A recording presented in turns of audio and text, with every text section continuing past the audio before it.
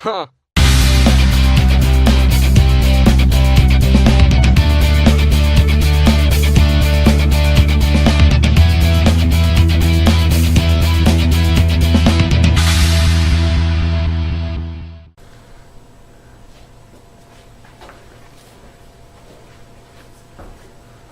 Hey guys, yeah, Dane here. This is part of the ES335 build, and this is just the template I cut for the side bending form that I made.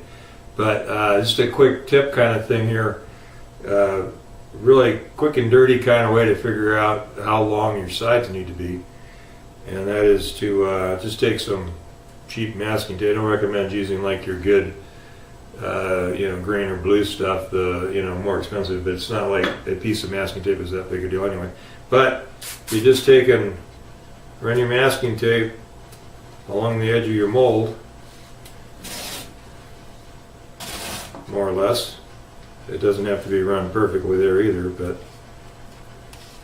just so that it's consistent. Apparently easier said than done. Maybe I should have used a more expensive masking tape.